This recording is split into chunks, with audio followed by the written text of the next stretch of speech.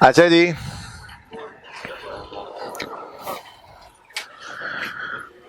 जरा रिवीजन कर लें, जल्दी जल्दी याद करके आए। कितने बच्चों ने कोशिश की है याद करने की? हाँ, आज ज्यादा हैं, ठीक है, आज नहीं सुनूंगा, कल सुनूंगा इंशाल्लाह। आज बच्चे याद करके आए ना, ऐसे फायदा नहीं है, जिस दिन याद करके आए उस दिन सुन लूं, क्या फायदा। चलें अब गौर से सुने जरा ध्यान से। रेवेन्यू के स्टैंडर्ड ने कहा अगर रेवेन्यू रिकॉर्ड करना है तो 5 स्टेप्स को फॉलो करना जरूरी है। आ रही है आवाज? मेरा बैटरी का इश्यू है थोड़ा सा। ठीक है, मैं यहीं पे बैठूंगा आपके इंतजार में, हिलूंगा नहीं।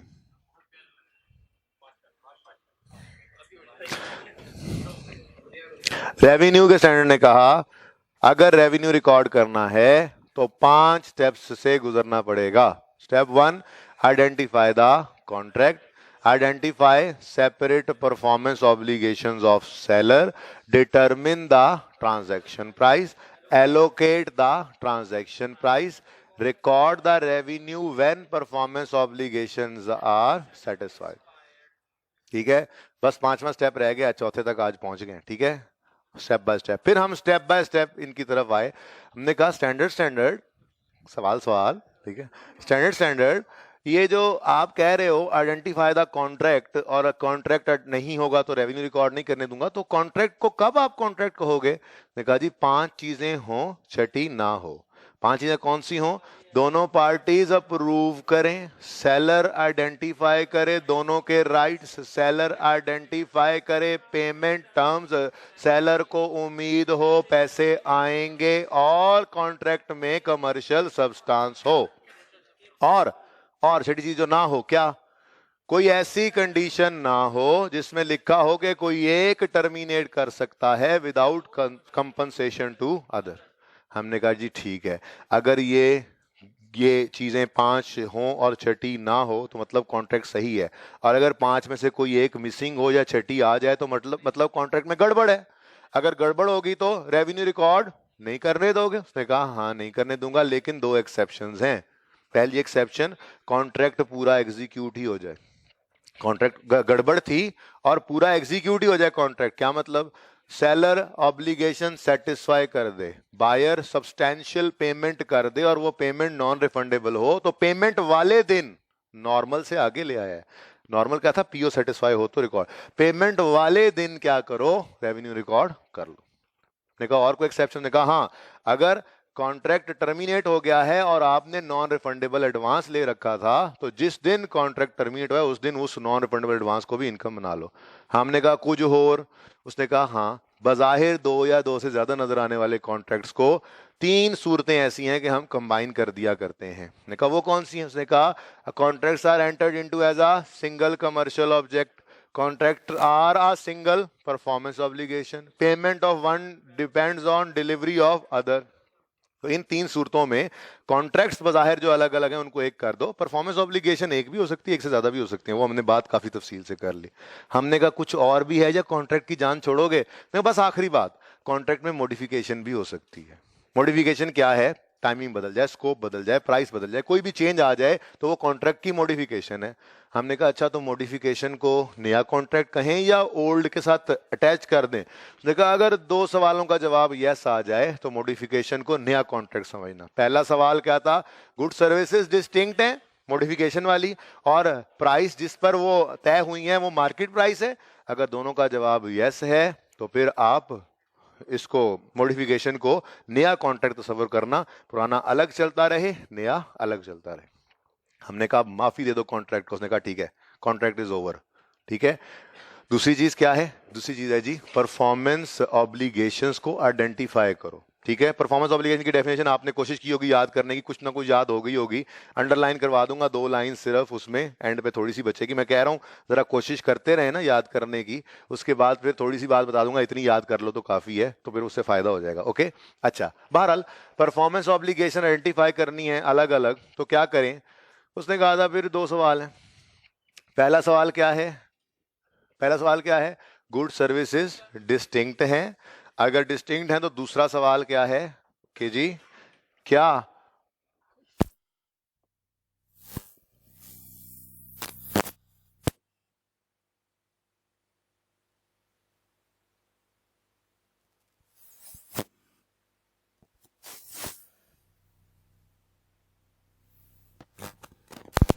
कल शायद बात इस तरह से की या नहीं की, मैं अब कर रहा हूं ये बात इस तरह से कि देखा जाए ना परफॉर्मेंस ऑब्लिगेशंस को अलग अलग देखने के लिए जो जरूरी बात है शायद वो पहला स्टेप ही है। दूसरा तो एंड पे हम देख लेते हैं, अगर ये भी है तो चलो ठीक है। पहला स्टेप क्या है? गुड सर्विस डिस्टिंक्ट है। पहली एग्जांपल से आखिरी एग्जांपल तक मैं आपको जितनी हमने पढ़ी यहां पर मैं उनके साथ रेफर करता हुआ आता हूं। पहली एग्जांपल हमारी कैंटीन वाला, लेज, जूस, बिस्किट, 3 ऑब्लिगेशंस, क्यों? डिस्टिंक्ट है। डिस्टिंक्ट का मतलब क्या था? याद है? कस्टमर इंडिपेंडेंटली उनसे फायदा ले सकता है, तो 3 ऑब्लिगेशंस। दूसरी एग्जांपल हमने पढ़ी कंप्यूटर एग्जांपल, वेड वाली। वेड ने सॉफ्टवेयर भी दिया था, सर्विसेज देने का वादा भी किया था। अब उसने साथ लिखा भी हुआ था मैं अकेला कंप्यूटर भी बेचता हूं, अकेले ही सर्विसेज भी देता हूं। मतलब कस्टमर इंडिपेंडेंटली इनसे फायदा ले सकता है। तो ये गुड और सर्विसेज क्या थी? डिस्टिंक्ट थी। हमने कहा था 2 ऑब्लिगेशन। तीसरी एग्जांपल, मैं अभी बात नहीं कर रहा सेपरेटली आइडेंटिफिएबल की, वो तो एंड पे देख लेंगे, ठीक है। तीसरी एग्जांपल हमारे सामने आई कंप्यूटर उसकी उमर की, उमर और मोबिलिंग जी। क्या था? 2 ऑब्लिगेशंस, क्यों? हमने कहा जी मोबाइल और सर्विस ये दोनों डिस्टिंक्ट हैं। क्या मतलब? उसने कहा था सिर्फ मोबाइल भी बेचता हूं, सिर्फ ये सर्विसेज भी बेचता हूं। मोबाइल ले जाओ, सर्विस अपनी चलाओ, सर्विसेज ले लो, मोबाइल अपना लेके आ जाओ। तो मतलब customer can benefit independently from each. तो हमने कहा था कि ये भी डिस्टिंक्ट है, मतलब 2 ऑब्लिगेशंस, मोबाइल और सर्विसेज। आगे बढ़े, एग्जांपल्स पढ़ते जा रहे थे। हमारे सामने एग्जांपल आई ईंटें और दीवार। ईंटें और दीवार, ईंटें क्या हैं? गुड्स, दीवार बनाना सर्विसेज। हमने कहा डिस्टिंक्ट हैं। ईंटें यहां से ले लो, दीवार किसी और से बनवा लो, दीवार इनसे बनवा लो, ईंटें कहीं और से ले लो। तो customer can benefit from these independently, तो ये डिस्टिंक्ट हैं, तो 2 ऑब्लिगेशंस। दूसरी एग्जांपल मोबाइल और चार्जर, ने कहा जी डिस्टिंक्ट हैं, customer can benefit from them independently. Mobile यहां से ले ले, चार्जर कहीं और से ले ले। जरूरी तो नहीं है कि यही चार्जर जो ये देगा, जब तक नहीं देगा वो चलेगा ही नहीं, ऐसी तो बात ही नहीं। लेकिन तीसरी बात आई थी कुर्ता और अल्टरेशन। राइज का सॉफ्टवेयर और सॉफ्टवेयर कंपनी और राइज, क्या था वहां पे? वहां पे ये था कि customer can not benefit from the kurta unless it is Altered. Services क्या है? अल्टरेशन। कुर्ता क्या है? Goods. Customer can not benefit from the kurta without alteration. ये अज्यूम कर लेना ना कि जे डॉट ही वो अल्टर कर सकता है, ये ना कहना जी हम अपने दर्जी से करवा लेंगे, ठीक है ना। मतलब एग्जाम्पल बनाई ना एक आपके लिए, ठीक है। और सॉफ्टवेयर के केस में तो नॉर्मली जो कोडर होता है वो ही चेंज कर सकता है, तो वो तो वैसे भी जरा सॉफ्टवेयर के केस में तो आप ज्यादा बहस कर भी नहीं सकते थे इस बात पे, ठीक है। दूसरे में कर सकते हैं, मैंने रोक दिया कि नहीं बस वो जे डॉट ही वो अल्टरेशन कर सकता है, हमारा मोहल्ले वाला दर्जी नहीं कर सकता, ठीक है, दैट्स इट। अच्छा, तो कुर्ता बेनिफिट दे ही नहीं सकता जब तक अल्टर ना हो, पहने नहीं जा सकता। सॉफ्टवेयर बेनिफिट दे ही नहीं सकता कस्टमर को, राइज को, जब तक कस्टमाइज ना हो जाए। अब ये कस्टमाइजेशन ये ऐसी सर्विस है जो वेड वाली सर्विस नहीं है। कंप्यूटर ले लो, सर्विस कहीं और से करवा लो, वहां पर नहीं लिखा हुआ था, जब तक सवाल खुद क्लियरली लिखना दे, ठीक है। मैंने एग्जांपल भी दी थी, थोड़ी सी आगे बात बढ़ाई भी थी, याद होगा आपको, ठीक है, कि प्रैक्टिकली क्वेश्चंस के अंदर ये चीजें आएंगी इस तरह से, ठीक है। तो हमने क्या कहा, ये गुड और सर्विसेज डिस्टिंक्ट नहीं है। कुर्ता गुड, ठीक है, और अल्टरेशन सर्विसेज। सॉफ्टवेयर गुड और कस्टमाइजेशन सर्विस, डिस्टिंक्ट नहीं है, डिस्टिंक्ट नहीं है, क्योंकि कस्टमर इंडिपेंडेंटली फायदा हासिल नहीं कर सकता। तो हमने क्या कहा था, ये तो एक ही परफॉर्मेंस ऑब्लिगेशन है, बात समझ रहे हो।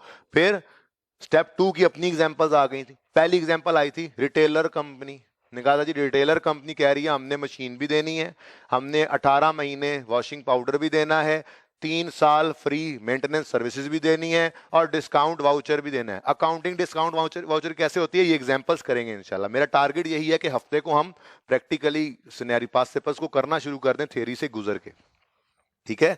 वो फिर जब तक रेशोस चलेंगी एंड तक रेवेन्यू भी कोशिश करेंगे साथ साथ चलता रहे, ताकि खूब प्रैक्टिस हो जाए इसकी, ठीक है। अच्छा, अब रिटेलर कंपनी वाली एग्जांपल के अंदर कितनी ऑब्लिगेशंस थी? हमने कहा जी डिस्टिंक्ट है, मशीन यहां से ले ले, वॉशिंग पाउडर ना ले, वॉशिंग पाउडर कहीं और से लेकर मशीन में डाले, क्या मशीन ने रोला डाल देना है?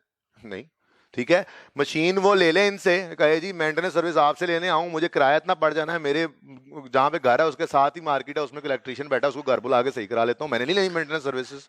ले ले मेंटेनेंस सर्विसेज, सिर्फ मशीन ना ले, मशीन अपनी इनसे ले जाए, सर्विसेज अपनी कर ले, डिस्काउंट वाउचर एक्सरसाइज करे ना करे। तो ये चारों चीजें ऐसी हैं कि जिनसे इंडिपेंडेंटली कस्टमर फायदा उठा सकता है। तो हमने कहा था ये डिस्टिंक्ट है, और सेपरेटली वो बाद में, चलो डिस्टिंक्ट है, सही हो गया, डिस्टिंक्ट है। दूसरी एग्जांपल हमने पढ़ी थी यहां पर, डॉलेंस के साथ सॉफ्टवेयर कंपनी ने एग्रीमेंट किया। उन्होंने कहा आपको सॉफ्टवेयर भी देंगे, आपको सपोर्ट सर्विस भी देंगे। सपोर्ट सर्विस को अंडरलाइन करके शायद लिखवाया था कि दौरान इस्तेमाल कोई मसला आए तो पूछ लेते हैं, लिखवाया था तो लिख लो। अब सपोर्ट सर्विस का मतलब भी लिख लो। चलो पिछली क्लास कहा था, लिखवाया था, आपका मिस हो गया होगा जिस एग्जाम्पल पे हम पहुंचे हुए हैं। ठीक है जी। रिटेलर कंपनी के बाद एक एग्जाम्पल है, रिटेलर कंपनी के बाद एक एग्जाम्पल है। एग्जाम्पल है, a software house has agreed with Dolens Appliances that it will deliver a software and will also provide support service and software update. and अलग अलग लिखा हुआ है, ठीक है। अच्छा, अब सपोर्ट सर्विस क्या होती है, लिखो दौरान इस्तेमाल कोई मसला आए तो पूछ लेते हैं, ये कहते हैं ना सपोर्ट सर्विस। सपोर्ट सर्विस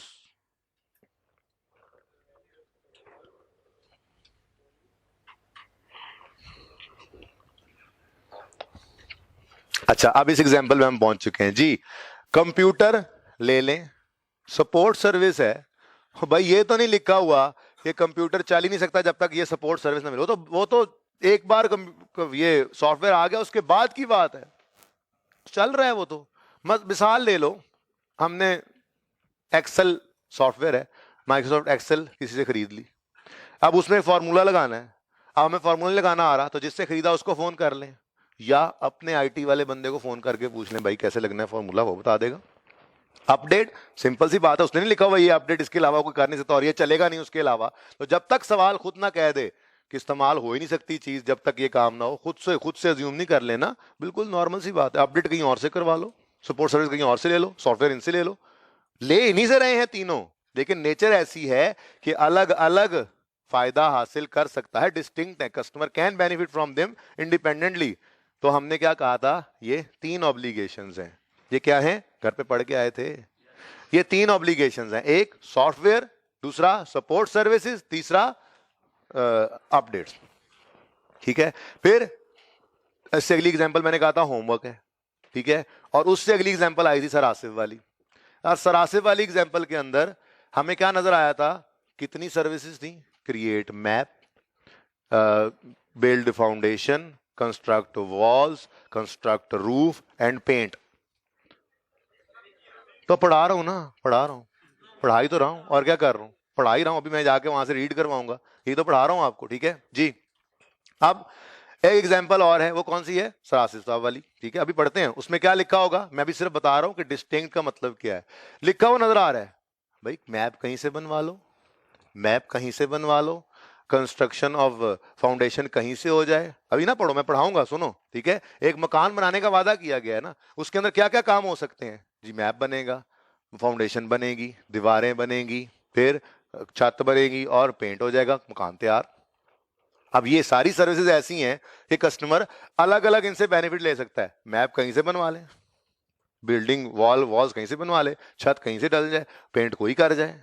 ऐसा तो नहीं है कि सब काम एक ही ने करने। तो इसका मतलब डिस्टिंक्ट तो हैं ये गुड्स या सर्विसेज, क्योंकि customer can benefit from them. तो डिस्टिंक्ट की बात समझ आ गई, ठीक है। तो पहला उसूल क्या है, अलग अलग परफॉर्मेंस ऑब्लिगेशन दिखाने का पहला उसूल है कि गुड्स या सर्विसेज क्या हो, डिस्टिंक्ट। अब ये तो मेरे सामने 3 एग्जांपल्स आई। पहली एग्जांपल रिटेलर कंपनी, 4 गुड्स और सर्विसेज, गुड्स या सर्विसेज डिस्टिंक्ट हैं जी। दूसरी example software company, 3 goods services distinct हैं, सॉफ्टवेयर अपडेट और वो सपोर्ट सर्विस, ठीक है। और उससे अगली एग्जांपल, उसके साथ लिख लें होमवर्क, वो मैं अभी नहीं पढ़ा रहा, ठीक है, वो बिल्डर कंपनी पता नहीं क्या, ठीक है। उससे अगली एग्जांपल कौन सी है, उससे अगली एग्जांपल है सर आसिफ वाली। कहाँ है एग्जांपल, कहाँ है भाई, ये देखिए जी। इसके अंदर भी क्या नजर आ रहा है, 5 डिस्टिंक्ट गुड्स और सर्विसेज। अब उसूली तौर पे तो इन तीनों एग्जांपल्स के अंदर पहली में 4 ऑब्लिगेशंस, परफॉर्मेंस ऑब्लिगेशन है, दूसरी में 3 है, तो तीसरी में भी जो मैं आपको पढ़ा रहा हूं 5 होनी चाहिए, ठीक है। लेकिन अब दूसरे वाला क्वेश्चन एक्टिवेट हुआ। डिस्टिंक्ट तो है गुड्स और सर्विसेज, क्या कॉन्ट्रैक्ट के फेस से सेपरेटली आइडेंटिफिएबल हैं? अब हमने वन बाय वन एग्जांपल्स को दोबारा देखना शुरू किया। रिटेलर कंपनी पे पहले मैं समझाया आपको डिस्टिंक्ट का मतलब क्या है। डिस्टिंक्ट जो जिनसे सेपरेटली फायदा लिया जा सके, लेकिन सेपरेटली परफॉर्मेंस ऑब्लिगेशन कह सकते हैं हर एक को या नहीं? दूसरा भी क्वेश्चन एक्टिवेट हो जाएगा, वो क्या कहेगा, जरा देखो तो सेपरेटली आइडेंटिफिएबल भी हैं। हम आए रिटेलर कंपनी के पास, हमने आके देखा, लिखा हुआ है a retailer company sells a washing machine for 1000. Retailer company also provides the, ठीक है, retailer company also provides the following free gifts. इश्तिहार लगा हुआ है बाहर, 1000 रुपए की मशीन ले जाएं और मुंदरजा झैल गिफ्ट्स भी मिलेंगे, 1 2 3। ठीक है, इसका मतलब डिस्टिंक्ट तो थी ही, सेपरेटली आइडेंटिफिएबल भी हैं।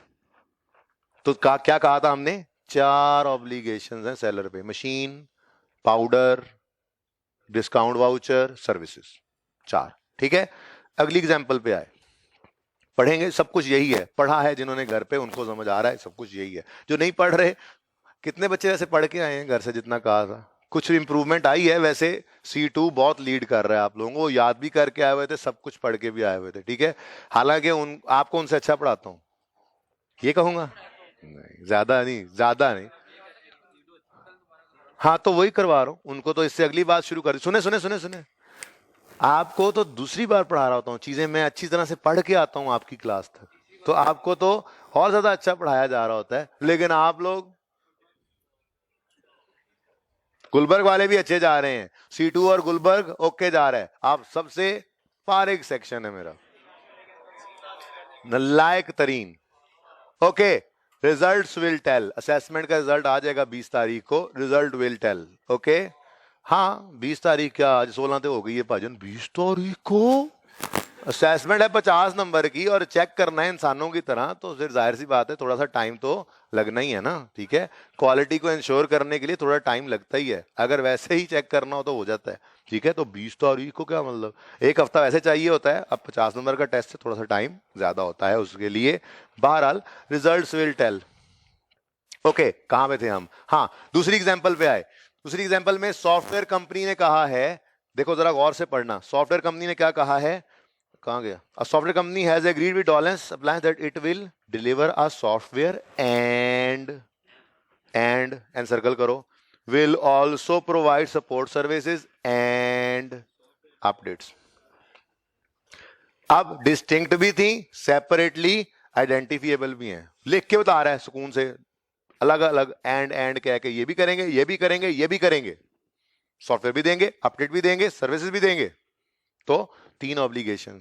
ठीक है, अगली एग्जांपल होमवर्क है और सरासिफ वाली एग्जांपल पे आ गए।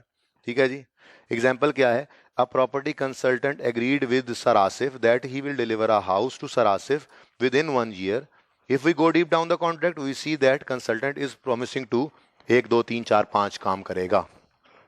गुड सर्विस डिस्टिंक्ट है, सेपरेटली फायदा लिया जा सकता है इंडिपेंडेंटली इनसे। ठीक है, लेकिन नीचे चाती मारे एनालिसिस में, तीसरी लाइन में डायरेक्ट चाती मारे, will be considered as a single performance obligation, will be considered as a single, ओ गड़बड़ है, डिस्टिंक्ट तो थी। अब जरा दोबारा जुमला पढ़ते हैं जो मैंने तेजी में पढ़ा जानबूझ के, ताकि आप भी तेजी में पढ़ें और ध्यान ना दें, दोबारा वापस आए। A property consultant agreed with Sarasif that he will deliver a house to Sarasif within 1 year, inverted commas close, full stop। हालांकि क्या कह रहा है, if we go deep down the contract, consultant ने क्या कहा है, सरासिफ मैं आपको 1 साल में मकान की चाबी आपके हवाले करूंगा, that's it, contract is over. आगे क्या कह रहा है, हमने फिर सोचा मकान बनेगा तो नक्शा भी बनेगा, बुनियादें भी डलेंगी, दीवारें भी पड़ेंगी, छत भी आएगी, पेंट भी होगा।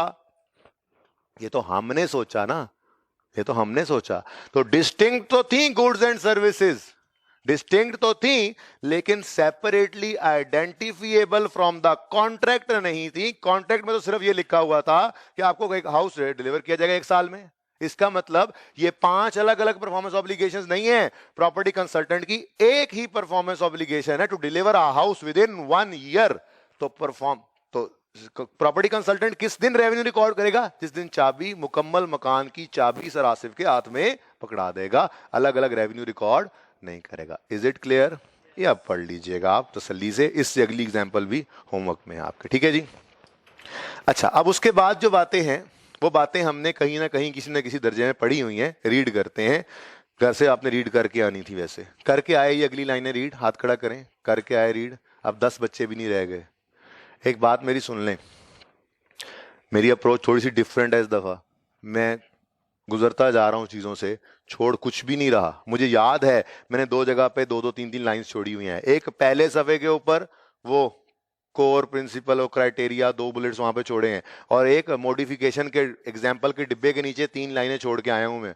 मुझे वो सब याद है, मुझे एंड तक याद रहेगा। जो चीजें छोड़ी हैं मैं करवा के ही भेजूंगा, लेकिन जो चीजें मैंने कहा है अभी पेंडिंग रखो। उसके अलावा कोई लफ्ज छोड़ के नहीं आना अगले दिन, क्योंकि मैं तो ऐसे ही पढ़ा रहा हूं और आपको भी इसी अप्रोच पे डाल रहा हूं अब, कि आपको ऐसे ही जैसे मैंने कॉन्ट्रैक्ट रिवाइज किया ना, आपको ऐसे ही बस कॉन्ट्रैक्ट इतना ही टिप्स पे हो, बस इतना काफी है। थियोरेटिकली आ गया तो आप लिख लेंगे उस तरह की मिलती जुलती चीज वहां पे, और क्विकली इन चीजों को सिर्फ टिप्स पे लेकर हम 5 मिनट में, कोई हमसे पूछे तो हम 5 मिनट में ये सारे नोट्स उसको बता सकें। हमने एंड तक इस पे आना है। अब हम प्रैक्टिकल सिनेरियोज के ऊपर जाएंगे, ये सारी चीजें बार बार रिवाइज हो रही होंगी। कोई थ्योरेटिकली सवाल पूछेगा वो भी सामने आ जाया करेगा। हम जर्नल एंट्रीज करेंगे। आईकैप ने कुछ एग्जाम्पल स्टैंडर्ड की आपके सिलेबस में इंक्लूड की हुई हैं। उन एग्जाम्पल्स को किसी ना किसी तरह से मैं कोई क्वेश्चन बना के ला कर रहा हूँ, या जो एग्जाम्पल वहां से मुनासिब लगेगी वहां से कर रहे होंगे। तो इसीलिए मेरी ये कोशिश है कि कल के दिन तक और मैक्सिमम परसों के हाफ लेक्चर तक ये थियोरेटिकली डिस्कशन सारी किताब की करके इसको साइड पे रख दें। इसको साइड पे रख के और फिर परसों के हाफ से प्लस मैक्सिमम मंडे का पूरा दिन मैं सिर्फ रेवेन्यू पे लगाऊं, जिसमें सिर्फ रेवेन्यू की डिस्कशन हो, चाहे वो थियोरेटिकल वो उसमें सिचुएशंस जो किसको कहते हैं सिनेरियोज बेस के आंसर्स कर रहे हो, चाहे एंट्रीज कर रहे हो। उसके बाद फिर फुल फ्लेज रेवेन्यू को नहीं करें, फिर रेशियो स्टार्ट करें। 1 घंटा रेशियोस, आधा घंटा रेवेन्यू, 1 घंटा रेशियोस, 20 मिनट 25 मिनट रेवेन्यू, और जब तक सिलेबस चले ये रेवेन्यू साथ साथ चले, ताकि रोज इसकी रिवीजन हो। रोज हम कोई कभी क्वेश्चंस कर रहे होंगे, कभी, क्योंकि सिर्फ टेस्ट के अंदर टेस्ट करना मुझे लास्ट टाइम लगा थोड़ा सा कमी थी। अब स्टैंडर्ड कितना याद, लफ्ज ब लफ्ज तो याद हो भी नहीं सकता, जो पॉइंट्स है मेरे ऐसे ही याद हो जाते हैं। मैं आपको याद करवा दूंगा इंशाल्लाह इसी तरह से, ठीक है ना। लेकिन इस चीज को कॉन्फिडेंस, इस चीज का कॉन्फिडेंस आ जाना कि हमने सब पढ़ा है, वो आपकी रीडिंग के बाद ही होगा। मैं जैसे अभी आपको ये बात पढ़ाता हूं, ये चीजें पढ़ी होती हैं। आपको एक लफ्ज भी होगा तो मुझसे पूछेंगे आगे कि जी हमें इसकी समझ नहीं आ रही, कंप्लीटनेस तभी इंश्योर होगी। मेन पॉइंट्स तो मैं आपको याद करवाता जा रहा हूं, चलते जा रहे हैं। जैसे इसीलिए कह रहा हूं, जो मैं अब तक पढ़ा चुका हूं, मैंने 2 जगह सिर्फ 2-2 लाइंस खाली छोड़ी हैं कि यार इनको अभी पेंडिंग कर दो। उसके अलावा जितना मैं आज एंड तक पढ़ाऊंगा सब कल पढ़ के आ जाओगे तो ठीक है, वरना मैंने आपको पहले ही कहा है 15 नंबर आ रहे हैं या जा रहे हैं आपके इन दिनों के अंदर। ये आपका फैसला है, आप ये 15 नंबर को लाना चाहते हैं अपने पास या इनको माफ करना चाहते हैं, ठीक है। तो आज के दिन तक जो पढ़ाऊंगा एंड पे उसको पढ़ के आना, कल अपने नुकसान के जिम्मेदार खुद होगे। ओके, कैमरे ने भी ये बात महफूज कर ली है, सबूत रहे, मैंने कह दिया है। ओके ओके, कैमरे की आंख देख रही है। इफ अ गुड और service is regularly sold separately, this would indicate that customer generally can benefit from this goods और सर्विस ऑन इट्स ओन। क्या मतलब? ये एग्जाम्पल हमने देखा था, वेड वाली एग्जाम्पल में उसने लिखा था कंप्यूटर और सर्विस, कहा था जी कंप्यूटर सेल्स फॉर इतने, सर्विसेज सेल्स फॉर इतने। निशानी थी कि अलग कंप्यूटर भी बिक रहा है, अलग सर्विसेज भी बिक रही है। उमर वाली एग्जाम्पल में mobile sales for 500, services sale for 175 per month. मतलब क्या है? अलग अलग ये चीजें बिक रही हैं। तो वो कहता है अगर चीजें अलग अलग बिकती नजर आ रही हो ना, तो ये भी एक इंडिकेशन ही होती है कि customer can benefit from them individually. ये एक इंडिकेशन है, ठीक है। Okay, next. If a promised good or service is not distinct, an entity must combine that good or service with other promised good or services until it is kurta alteration, software customisation. ये distinct नहीं है, तो क्या किया था हमने? इनको bundle बना के एक पब्लिकेशन कह दिया था। ये बात लिख, ठीक है। नेक्स्ट, साथ उसने ये भी कह दिया रेफर एग्जाम्पल आसिफ साहब वाली। क्या मतलब, वो भी तो यही था, वो भी तो यही था। नजर आ रहा है, बल्कि हमें तो अलग अलग ऑब्लिगेशन ही अलग अलग नजर आ रही हैं यहाँ तो, लेकिन हमने क्या कर दिया, उसको बंडल बना दिया क्योंकि आइडेंटिफिएबल नहीं थी। लेकिन ज्यादा बेटर एग्जाम्पल मैंने जो आपको कही वो ज्यादा ज्यादा बेटर इस जुमले के साथ रेफर हो सकती है। Last, in some cases, this would result in the entity accounting for all the goods or services promised in a contract as a single performance obligation. वो जो बात मैंने आपसे की कि कभी कभी ऐसा होगा कि वो सिंगल परफॉर्मेंस ऑब्लिगेशन ही बन जाएगी, जैसे कंस्ट्रक्शन ऑफ हाउस था, जैसे वो सॉफ्टवेयर वालों ने सॉफ्टवेयर की सेल का रेवेन्यू सॉफ्टवेयर का रेवेन्यू रिकॉर्ड करना था, तो हमने कहा कि दोनों काम करके ही करना रिकॉर्ड। ठीक हो गया और सही है। तो उसके बाद एग्जांपल्स हैं प्रॉमिस्ड गुड्स एंड सर्विसेज की। इनको इजी ना लेना, आई कैप ने ये 3-4 नंबर का गालिबन एक बार पूछ लिया था as it is. ICAP ने सवाल लिखा give some examples of promised goods और सर्विसेज, 3-4 नंबर का वो था और सोल्यूशन में यही एज इट इज स्टैंडर्ड की ये एग्जांपल्स उठा के लिखी हुई थी। एग्जांपल्स ऑफ प्रॉमिस्ड गुड्स और सर्विसेज क्या हैं? चीजें बना के कोई बेच रहा है, या चीजें कोई खरीद के बेच रहा है, या किसी को एग्रीड अपॉन कोई टास्क करके दे रहा है, जी ब्रिज बना दूंगा, मकान बना दूंगा, ठीक है, या किसी के एजेंट के तौर पे जो है वो सर्विसेज दे रहा है। तो ये सब चीजें जो है ये कुछ एग्जांपल्स गिवन है गुड्स और सर्विसेज की, इसको पढ़ लीजिएगा। ठीक है, पढ़ लीजिएगा। ओके, अच्छा जी, अब हम आ गए हैं स्टेप नंबर 3 पर। किताबें बंद कर दें, जब जरूरत पड़ेगी तो किताबें साथ साथ ओपन करेंगे, लेकिन फिलहाल मैं आपको कहने लगा हूं डिटरमिन द ट्रांजैक्शन प्राइस, हमारा स्टेप 3 है। ठीक है जी,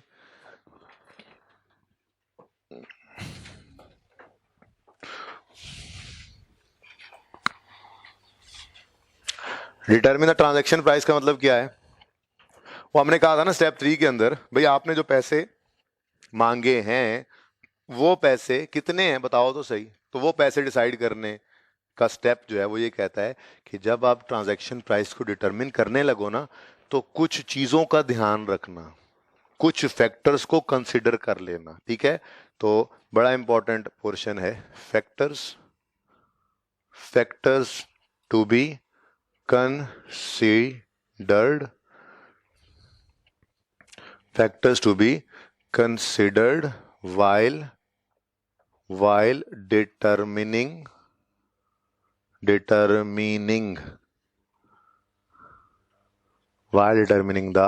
transaction price। कौन कौन से फैक्टर्स का ध्यान रख लो? उसने कहा जी सबसे पहला फैक्टर जिसका ध्यान रखना वो है variable consideration. Variable consideration, variable variation, क्या मतलब वेरिएबल कंसीडरेशन? हमाद है, हमाद राइज वालों के पास आया और इसने आके कहा कि मैं यहाँ से फलां पेपर पढ़ना चाहता हूँ। कितनी फीस कितनी है आजकल वैसे राइज की? एक पेपर 20,000। इसने आकर कहा मैंने आपसे ये फलां सब्जेक्ट पढ़ना है। राइज वालों ने कहा ठीक है, आप हमसे ये पेपर पढ़ लें। ने कहा फीस कितनी होगी? इसने कहा फीस कितनी होगी? उन्होंने कहा जी वेरिएशन में डालने लगा हूँ। ठीक है ना, एग्जाम्पल आसान सी एग्जाम्पल से मैं समझा देता हूँ, अभी बुक के अंदर उसी से मिलती जुलती एग्जाम्पल गुड्स के केस में होगी, मैं सर्विसेज की समझा देता हूँ, जरा अच्छा हो जाएगा। राइज वालों ने कहा कि हमाद अगर आप पास हो गए तो हम आपसे 30,000 रुपये फीस लेंगे, और अगर आप अल्लाह ना करे फेल हो जाएं, ठीक है, मैं करवा लूंगा पास, ज्यादा चांस उसी का रखूंगा। ठीक है, वैसे भी ये पुरानी बात है, जब कभी को पेपर रहा होगा, ये उस जमाने की बात है। ठीक है, अगर आप खुदा ना खास्ता फेल हो गए तो आपसे सिर्फ 10,000 रुपये लिए जाएंगे। ठीक है, अब ये तो जब पास फेल रिजल्ट आएगा पैसे तो तब आएंगे, लेकिन सर्विसेज तो इसको भी देना शुरू कर देंगे, तो रेवेन्यू तो रिकॉर्ड करना होता है ना। डेटर डेबिट सेल क्रेडिट कर ही तो देते हैं। ठीक है, सर्विसेज दे रहे हैं, गुड्स दे दिए हैं, तो रेवेन्यू तो रिकॉर्ड करना होता है, तो डेटर डेबिट सेल क्रेडिट करना होगा। ठीक है, तो कितना रेवेन्यू रिकॉर्ड करें? 30,000 करें, 10,000 करें? वेरिएशन तो है ना। देखें, हम मात के एंड से नहीं सोचना, राइज के एंड से सोचना है। रिकॉर्ड किसने करना है रेवेन्यू? राइज ने। ट्रांजैक्शन प्राइस दुकानदार ने पैसे मांगे, राइज ने पैसे मांगे, ये ट्रांजैक्शन प्राइस कौन कह रहा है, कौन डिटरमिन करेगा? राइज ही करेगा। तो राइज ने रेवेन्यू रिकॉर्ड करना है, 30,000 रुपए की बेस पे करें या 10,000 की बेस पे करें? बोलो, डिपेंड करता है।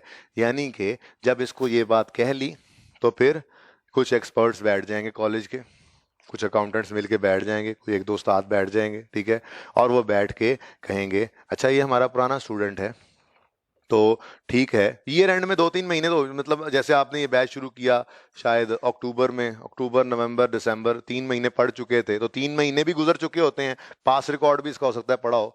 तो उन्होंने ये सारा रिकॉर्ड मंगवा लिया और उन्होंने ये रिकॉर्ड मंगवा के सबसे पहले उन्होंने कहा ज़रा बताओ इसकी अटेंडेंस की क्या सिचुएशन है। अब हम आज की अटेंडेंस मंगवाई गई और पता चला कि अभी तक जितनी क्लासेस हुई हैं और ओवरऑल पीछे भी जितनी क्लासेस इसकी गुजरी हैं, अच्छा बच्चा है, इसने को शायद 1-2 मजबूरी वाली छुट्टियां की हैं, इसका मतलब ये तो मतलब हाईली प्रेजेंट बच्चा है। अटेंडेंस तो इसकी 98-99% है। अब एक प्रोबेबिलिटी बढ़ गई कि यार ऐसे बच्चे ही पास होते हैं जो रोज आ रहे होते हैं। फिर उन्होंने कहा अच्छा टेस्ट की अटेंडेंस भी मंगवा लें ज़रा। तो पता चला कि 10 टेस्ट हुए हैं पिछले 3 महीनों में, इसमें से इसने 9 टेस्ट भी दिए हैं, वो जो 1-2 छुट्टियां की थी उसमें एक टेस्ट मिस हुआ। कहा अच्छा अच्छी परसेंटेज है, ज़बरदस्त है, अच्छा इसके रिजल्ट्स भी मंगवा लें। अब टेस्ट के रिजल्ट मंगवाए तो 9 टेस्ट में से इसके कुछ 7 टेस्ट 6-7 टेस्ट पास थे, जो 1-2 टेस्ट जो हैं जो फेल भी थे वो भी 40s की रेंज में थे। तो अब उस्तादों ने अपने तजर्बे को इस्तेमाल करते हुए एक अंदाज़ा लगाया, जिसको क्या कहते हैं प्रोबेबिलिटी। एक अंदाज़ा लगाया, क्या अंदाज़ा लगाया कि जी ये लगता है कि ये पास हो जाएगा, इसका 75% चांस है, हाई चांस है, बड़ा हाई चांस होता है ये, ठीक है, 75% चांस है कि ये पास हो जाएगा, ठीक है। लेकिन चूंकि इंसान के साथ मसले मसाइल तो लगे ही होते हैं, कोई परेशानी, कोई मिस है, कोई बीमारी, कुछ ना, पुरानी बात कर रहा हूँ, अल्लाह ना करे ऐसा कुछ हो, ठीक है। तो ऐसा भी हो जाता है, अच्छे बच्चे, पढ़ने वाले बच्चे, कोई ना कोई मिसहैप हो जाता है, अटेम्प्ट से पहले बीमार हो जाते हैं, कुछ हो जाता है, तो कुछ ना कुछ तो बहरहाल रखना ही चाहिए। पेपर के अंदर जाके कुछ लूज कर जाते हैं नर्व्स अपनी, तो क्या होगी, थोड़ा सा एक चांस ये भी है कि हो सकता है, पर बहुत कम चांस है, हो सकता है फेल भी हो जाए, ठीक है। अब अकाउंटेंट ने पूछा अच्छा उस्तादों को, उस्ताद जी बता दें अब रेवेन्यू कितना रिकॉर्ड करें। हमने उसे कहा जरा कैलकुलेटर पकड़ो, अकाउंटेंट पकड़ो ना, अकाउंटेंट्स कैलकुलेटर पकड़ो, ठीक है। 30,000 का 75% लगाओ, कितना बनता है 500 और 10,000 का 2500, टोटल 25,000। तो उस्तादों ने कहा अपने अकाउंटेंट को कि 25,000 की बेस पे रेवेन्यू रिकॉर्ड कर लो, जितनी सर्विस दे लिया वो प्रोपोर्शनेट आप खुद कर लेना। यानी ट्रांजैक्शन प्राइस ना तो हमने 30 ली ना ही हमने 10 ली, बल्कि प्रोबेबिलिटी की बेस पर हमने इसको 25,000 कर लिया। यानी हो सकता है, अब राइस के एंड से सोचना है, इसके एंड से नहीं सोचना, हो सकता है राइस को इंसेंटिव मिल जाए, 30,000, 20,000 फीस है, 10,000 इंसेंटिव मिल जाए जब पास हो जाए। हो सकता है राइस को जो है वो पेनल्टी पड़ जाए, या डिस्काउंट पेनल्टी एक ही बात होती है, डिस्काउंट देना पड़ जाए कि अगर ये फेल हो जाए तो बहरहाल वेरिएशन तो है कंसीडरेशन में, तो इस वेरिएशन को कंसीडर करो। स्टैंडर्ड ने बस ये कहा है। कंसीडर कैसे करना है, ये चीजें आपने बैठ के नहीं सोचनी कि उस्तादों को बिठाएंगे और ये सब सोचेंगे, ये परसेंटेजेस आपको ऐसे गिवन होंगी, इतने परसेंट चांस है ये होगा, इतने परसेंट चांस है ये होगा, ठीक है। तो फिर स्टैंडर्ड कहता है वेरिएबल फैक्टर्स जो कंसीडर करने हैं, उनमें पहला क्या है वेरिएबल कंसीडरेशन, बस इतना ही लिखना है। वेरिएबल कंसीडरेशन क्या कंसीडर करनी है, ये कंसीडर करना है। यानी 30 ना ले लेना, 10 भी नहीं ले सकते, बल्कि कोई ना कोई प्रोबेबिलिटी गिवन होगी, उसकी बेस पे वेरिएशन को कंसीडर करो, वेरिएशन को कंसीडर करो। तो वेरिएशन, वेरिएबल कंसीडरेशन क्या, कुछ क्या एग्जांपल उसकी हो सकती हैं, डिस्काउंट्स हो सकते हैं, इंसेंटिव्स हो सकते हैं, पेनल्टीज हो सकती हैं, वगैरह वगैरह, इंसेंटिव्स और पेनल्टीज, ठीक है। तो वेरिएबल कंसीडरेशन, आपको मैंने सर्विसेज की एग्जांपल दी, आपकी किताब के अंदर जो ये पोर्शन चल रहा होगा इसमें फैक्टर्स भी पढ़ा के आपको, बल्कि साथ साथ ओपन भी करेंगे एग्जांपल्स अगली, इसमें जो पहली एग्जांपल होगी वो वेरिएबल कंसीडरेशंस की ही होगी, और वो एग्जांपल होगी गुड्स के बेस पर, कि हमने एक ऑर्डर जो है वो हमारे कस्टमर ने दिया और उसने कहा है कि अगर आपने ये ऑर्डर ना पूरा किया तो मैंने आगे ऑर्डर किया, मुझे पेनल्टी पड़ जानी, मैंने आपको पेनल्टी कर देनी है, तो उन्होंने कहा ठीक है, लेकिन कोई प्रोबेबिलिटी दूंगा कि हाई चांस है कि हम ये ऑर्डर कर लेंगे सक्सेसफुली फुलफिल, लेकिन थोड़ा सा चांस ये भी हो सकता है कोई स्ट्राइक स्ट्रूक हो जाए, कोई मसला हो जाए, तो वेरिएशन को कंसिडर किया हुआ एग्जाम्पल वो आपकी होमवर्क होगी जो एग्जाम्पल 1 आएगी। ठीक है, बिल्कुल ऐसे ही काम होगा। उसके बाद एक और फैक्टर जो कंसिडर करना, ठीक है, उसका ना सिर्फ नाम गिवन है, कुछ स्टैंडर्ड में भी चार्ज की एग्जांपल नहीं नजर आई, आके अपनी किताब में उसका उसकी कोई एग्जांपल नहीं दी हुई, तो थ्योरेटिकल पॉइंट ऑफ व्यू से आपने भी उसको सिर्फ याद रख लेना है, इसी के साथ मिलाकर इसलिए लिख रहा हूं, any constraint on variable consideration. अब आप इसकी एग्जांपल मांगेंगे, वो मेरे पास फिलहाल नहीं है, ठीक है जी, मैं देखूंगा कोई अच्छी एग्जांपल मुझे कहीं मिल गई या मैंने बना ली, तो वो जाहिर सी बात है हमने प्रैक्टिस तो अभी स्टैंडर्ड की, मैंने कहा है एंड तक करते रहना है, जहां तक मुझे तसल्ली ना हुई हम इसको लेकर चलेंगे। इसीलिए साथ ही रेशोज शुरू कर रहा हूं कि रेशोज भी शुरू हो जाएगा, रेशोज पे नॉर्मली 4 दिन 5 दिन मैक्सिमम लग जाया करते हैं ना, तो उस पर 6-7 दिन लग जाएंगे मैक्सिमम, ये होगा, लेकिन ये भी साथ साथ चलता रहेगा। वो हम जो रोज 20-25 मिनट कम करेंगे वो इन टोटल 2 लेक्चर्स बढ़ा देंगे, लेकिन उससे होगा ये कि हमारा रेवेन्यू जो 5-6-7 दिन में करके फारिग हो जाते थे उसको 10-11-12-13 दिन दे लेंगे, तो वो साथ साथ एक्सटेंड हो जाएगा। ठीक है ना, तो इसकी कोई एग्जांपल मुझे मिल गई तो वो करवा दूंगा, फिलहाल नहीं मेरे पास, ना आई के अपने कोई एग्जांपल दी हुई है, बस ये इसके साथ ही थ्योरेटिकल पॉइंट ऑफ व्यू से याद रख लेना। ठीक है, इसकी कोई एग्जांपल नहीं मेरे पास। ओके, फिलहाल नंबर 3 कहता है जी, अगर आपने कोई चीज बेची है या कोई सर्विस दी है किसी कस्टमर को, मिसाल के तौर पे वो 10 रुपए के बराबर चीज थी या सर्विस थी, सर्विस कह लें, ठीक है जी, सर्विस कह लें, आपने कहा जी मैं आपके पास जो है वो आपको एक सर्विस दूंगा, 1 महीने के लिए कोई सर्विस देने का आपने वादा किया, ठीक है, और उसके एवज में आपसे 10 रुपए, उससे एवज ना वैसे मेरे बनते 10 रुपए हैं, लेकिन आप ऐसा करना मुझे अपना एक शेयर दे देना, कस्टमर को आपने कहा मुझे अपना एक शेयर दे देना, क्योंकि आपके शेयर की आज मार्केट में प्राइस 10 रुपए है, तो 10 रुपए जेब से निकाल के दो या अपना एक शेयर दे दो, एक ही बात है, एक ही बात है ना।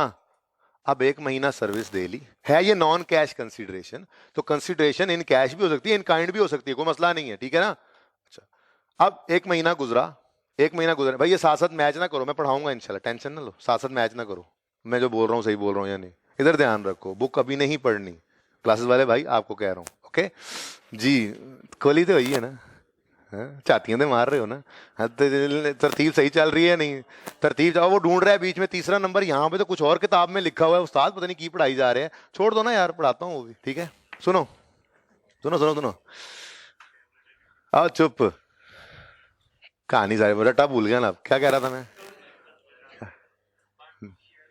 हाँ शेयर, शेयर एक एक शेयर आपसे हम ले लेंगे अपनी सर्विसेज के अगेंस्ट, ठीक है। अब महीने बाद जब सर्विसेज दे ली, हमने उनसे जाके शेयर, हमने ये नहीं कहा था कि 10 रुपए देना, हमने कहा था अपना एक शेयर देना, ठीक है। अब जब शेयर लेने गए तो उस दिन शेयर हमें मिल गया, लेकिन शेयर की उस दिन मार्केट में वैल्यू थी 12 रुपए, 12 रुपए। अब मुझे बताओ हमें इस सर्विस के अगेंस्ट 10 रुपए मिले या 12 रुपए मिले, बस स्टैंडर्ड कहता है अगर कोई नॉन कैश कंसीडरेशन हो ना तो उसकी फेयर वैल्यू लेना, यही 8 भी हो सकता था, तो हम रेवेन्यू रिकॉर्ड करने लगे तो 10 पे नहीं करना, फेयर वैल्यू 12 है तो 12 पे करो, फेयर वैल्यू 8 है तो 8 पे करो। तो एक कंसीडरेशन और जो हमने रखनी है जहन में डिटरमिन करते हो ट्रांजैक्शन प्राइस, वो क्या है, नॉन कैश कंसीडरेशन अगर हो तो, बस इतना लिखना पेपर में काफी है, अगर वो पूछ ले factors to be consider, non cash consideration. अगली बात आपको पता है वो क्या है, नॉन कैश कंसीडर, बताइए आपको नॉन कैश कंसीडरेशन की क्या करो, फेयर वैल्यू, ठीक है। नॉन कैश कंसीडरेशन को किस पे वैल्यू करना, फेयर वैल्यू, ठीक है। अब बुक्स ओपन करें और अभी जो पढ़ाऊं सिर्फ वही पढ़ना है, ठीक है। आपको लर्निंग आउटकम 4 नजर आ रहा होगा, डिटरमिन द ट्रांजैक्शन प्राइस नजर आ रहा है, इसमें फैक्टर सेक्टर को छोड़ के नीचे एग्जांपल्स नजर आ रही हैं, वेरिएबल कंसीडरेशन की एग्जांपल नजर आ रही है, ये आपका होमवर्क है, लिखो, ठीक है ना। इस जैसी सर्विस वाली मैंने बता दी है, ये गुड्स वाली है आई थिंक, बल्कि ये भी सर्विस वाली है लेकिन मिलती जुलती एग्जांपल है, अच्छा है, जरा 2 अलग अलग एग्जांपल हो जाएंगे। होमवर्क हो गया, बोलो।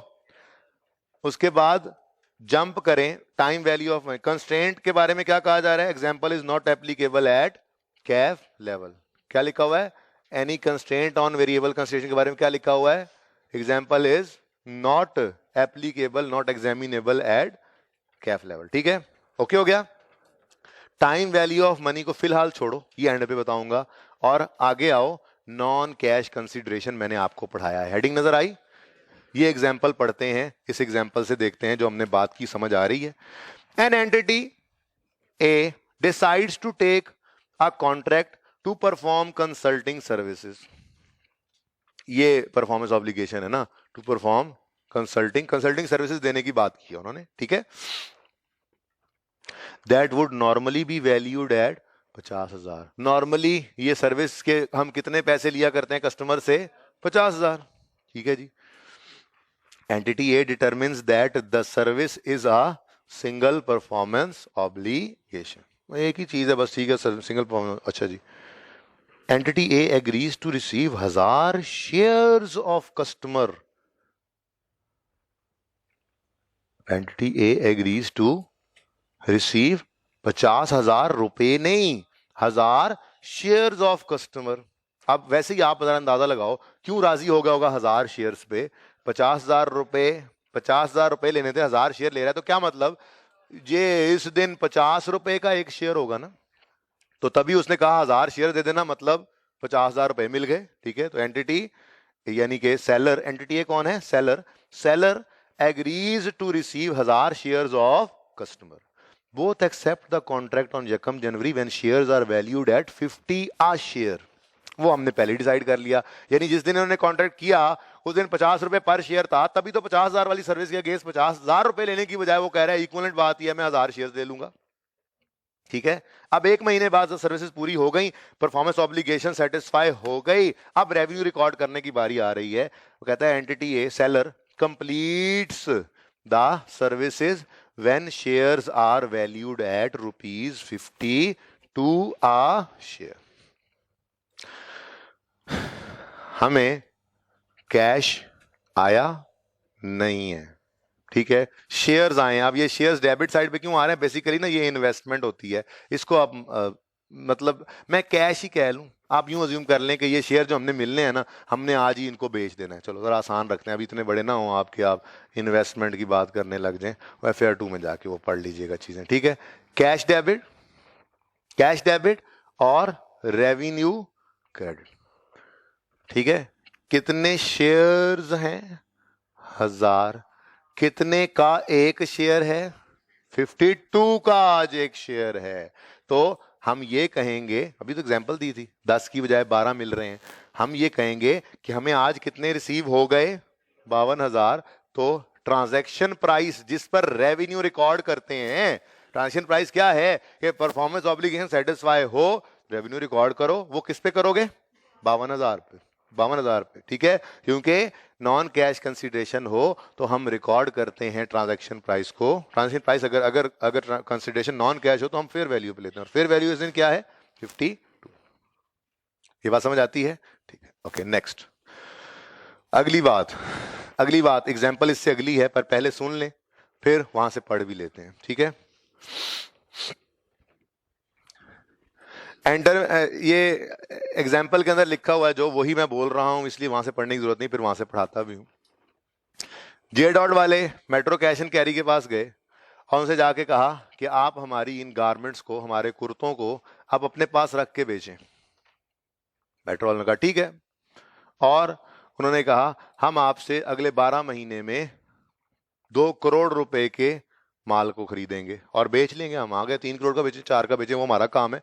आपका जो माल है वो 2 करोड़ का हम उठाएंगे, 20 मिलियन की आपसे हम परचेज करेंगे। अब जे डॉट की ये सेल है भाई, देखो कस्टमर की बात नहीं हो रही इस वक्त, मेट्रो और जे डॉट ये दो पार्टीज हैं। मेट्रो बायर है, कस्टमर है इस वक्त, जे डॉट क्या है? सेलर है। वो यहां से चीजें खरीद के अब आगे बेचेगा, वो फिर बाद में, वो जनरल कस्टमर की बात नहीं हो रही। ठीक है, तो जे डॉट को मेट्रो वालों ने कहा कि आपके 20 मिलियन रुपए की गारमेंट्स जो हैं वो हम बेचेंगे अपने स्टोर पे रखकर।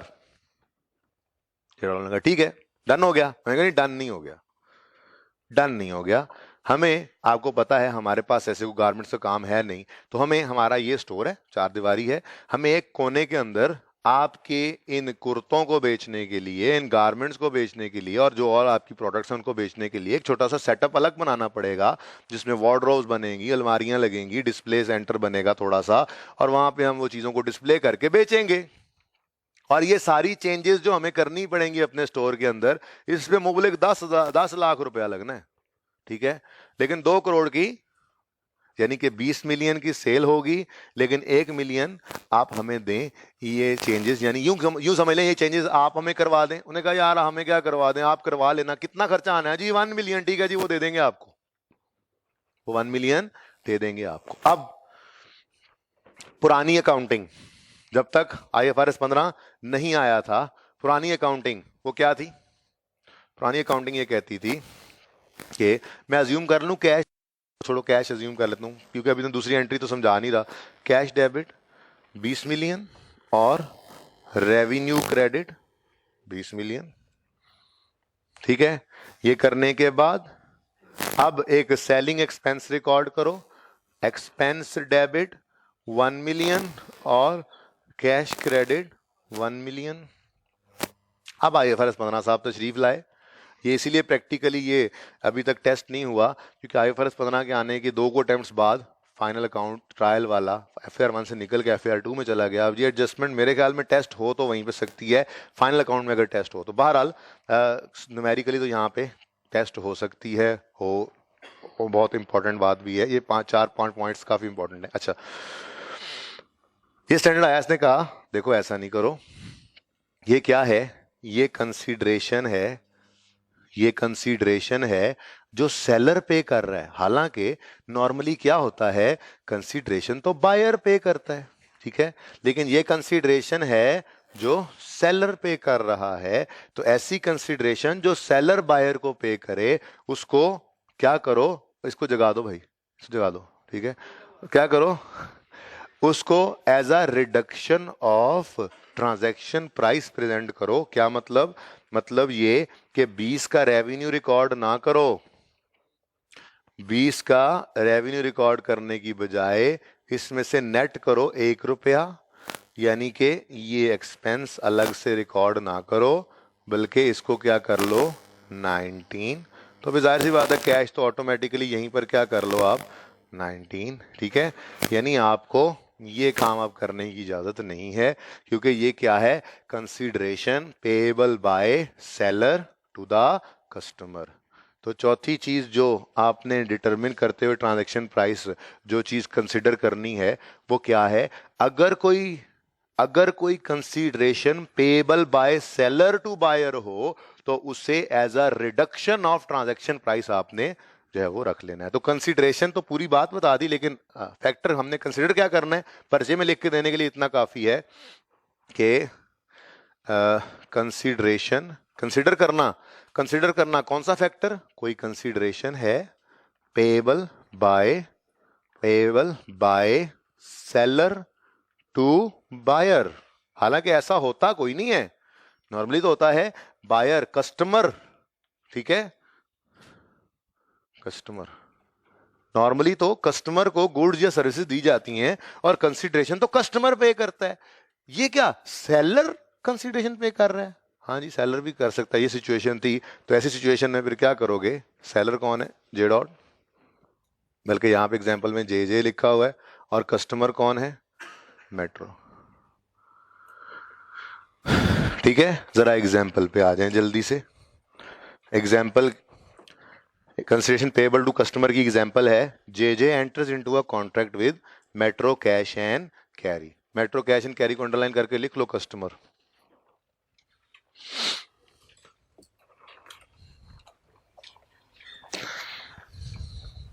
ठीक है। पढ़ूं आगे, the terms of the contract require J to make a payment of 1 million to compensate the Metro for changes that it will need to make in its retail store to accommodate the products। बात समझ आ रही है? Contract में क्या लिखा है, 1 million metro को वो पे करेंगे ताकि वो जो चेंजेस किए हैं उसके पैसे उनको कंपनसेशन के तौर पे मिल सके, ठीक है जी। अब रिक्वायरमेंट क्या है, how much revenue should be recognised by JJ in the year. Answer क्या है, ईयर को छोड़ें, ईयर को छोड़ें, टोटली बता देते हैं, हम नेट में बात कर लेते हैं, यहाँ पे लिखा भी नहीं हुआ, मैंने काट दिया हुआ है। आंसर क्या है, ₹1 million paid to Metro is a reduction of transaction price and J dot will record the revenue amounting to ₹19 million। ठीक है जी, बात समझ आ गई। तो ये चौथी कंसिडरेशन है कि चार चीजें पता लग गई। ठीक है, चार चीजों का ध्यान, हम ट्रांजैक्शन प्राइस डिटरमिन करने लगे हैं कि फैक्टर्स, सर ने कहा फैक्टर्स कंसीडर कर लेना। मैंने कहा कौन से, उसने कहा कोई वेरिएशन तो वेरिएबल कंसीडरेशन तो नहीं है, अगर है तो कर लो कंसीडर, कोई कंस्ट्रेंट तो नहीं है, इसकी एग्जांपल कोई नहीं। ठीक है, और नॉन कैश कंसीडरेशन तो नहीं है, हाँ जी है, फेयर वैल्यू पे लेना। ठीक है, कोई consideration payable by seller to buyer तो नहीं है, उन्होंने कहा जी है, उसको माइनस कर लेना ट्रांजैक्शन प्राइस से। ठीक है, बात समझ रहे हो। Okay, last is time value of money, time value of money. अब आ जाओ वापस वो एग्जाम्पल जो स्किप करके गए थे, उस एग्जाम्पल का सोल्यूशन नजर ना आए, कमाल तो तब है। ठीक है जी, तो टाइम वैल्यू ऑफ मनी की एग्जाम्पल नजर आ रही है आपको, जो हम स्किप करके आगे बढ़ गए थे। अब उस पर वापस आइए, पढ़िए पढ़िए। An enterprise sold a machine on 1 जनवरी 2013। इधर देखिए,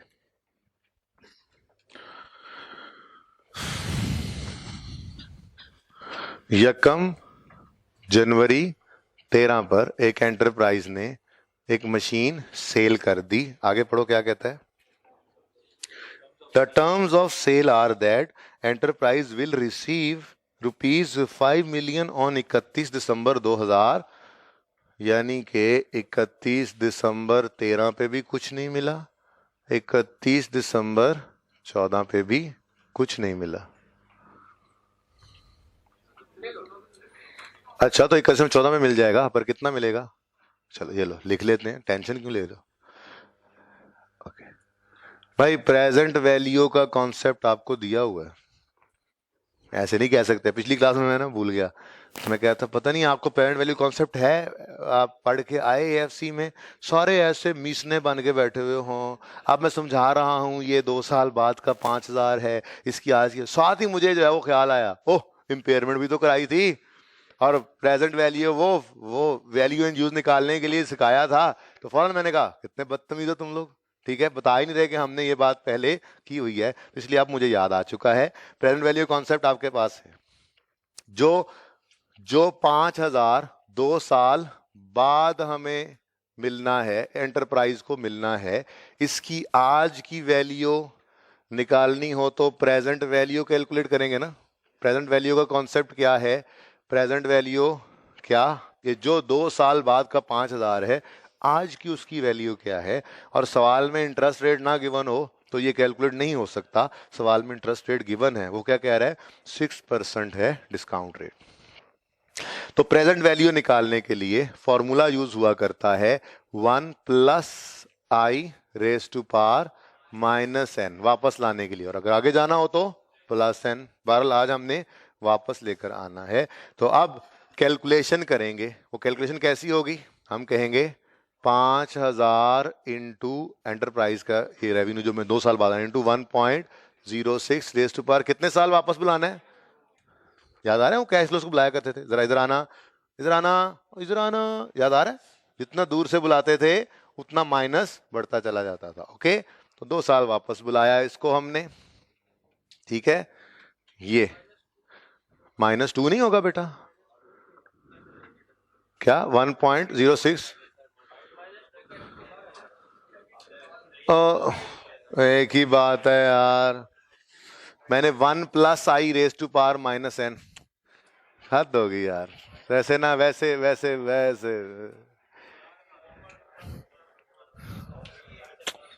कहाँ तुम लोग, कहाँ पे पहुंच गए हो तुम लोग, चांद पे तो तुम्हें मैं पहुंचाता हूँ बेटा, थोड़ी देर मिलना जरूर क्लास के बाद, ये मिलते नहीं है जिनको कहता हूँ। ओके जी, बताएं, 4450 कर लो ना, 999।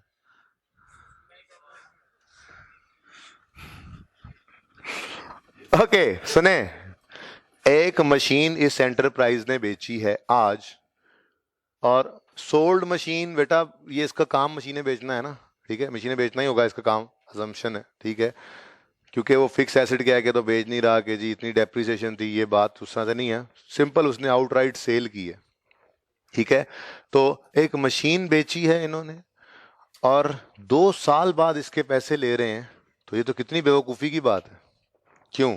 देखें, हमने डेटर्स को इंट्रो में पढ़ा था बचपन में, डेटर्स को हमने करंट एसेट कहा था। हमने कहा था कि नॉर्मल अजम्पशन यही होती है कि हमने जिसको उधार पे चीज बेची है वो अगले 1-2 महीने के अंदर अंदर पैसे दे देगा। ये थोड़ा ही है कि पैसे पहाई जाओ, ठीक है, यानी फंसाई जाओ, पैसे चीजें उधार पे दे ही जाओ, पैसे आई ना, बस कारोबार कर लिया फिर तुम लोगों ने, बंद करो कारोबार, घर आ जाओ। नहीं, हम कहते थे जितना जल्दी ये कैश वापस आएगा हमारे पास, चक्कर लगा के साथ प्रॉफिट चिपका के लाएगा। ये बात दोबारा करेंगे कैश ऑपरेटिंग साइकिल के अंदर जाके, रेशियोज बस आ ही गई हैं, ठीक है। तो जितना ज्यादा दफा चक्कर लगाएगा ये कैश, उतने ज्यादा प्रॉफिट्स हमें मिलते जाएंगे, ठीक है ना। अच्छा, तो ये कोई गड़बड़ लग रही है हमें, ठीक है। मशीन उसने आज बेच दी है, 2 साल बाद पैसे ले रहा है। आज जो हम उस वैल्यू, उस मशीन की जो पैसे उसने लेने हैं उसकी आज की वैल्यू निकालते हैं, तो वो 5,000 जो उसने रिसीव करना है उसकी आज की वैल्यू 4450 है। यूं कह सकते हैं इस 4450 के साथ आप लिख लेंगे कि अगर साथ वाली दुकान से, यूं ना लिखें, ये सुन लें, ठीक है, यानी अगर आज पैसे देकर ये मशीन खरीदे तो कितने की खरीदेगा? 4450 की। यानी ये उधार पे बेच रहा है, साथ वाला कैश पे बेच रहा है, अगर साथ वाले से यही मशीन खरीदे जाकर 4450 की मिलेगी, या इसी को आज पैसे दे दे तो कितने की मशीन है ये? 4450 की। तो इसका मतलब गड़बड़ है। गड़बड़ क्या है?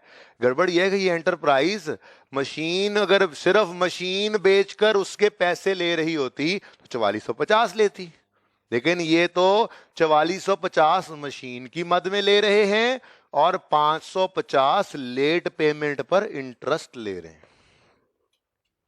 आप इसको मशीन देना ना समझें, आप थोड़ी देर के लिए एंटरप्राइज को एक बैंक समझ लें, ठीक है।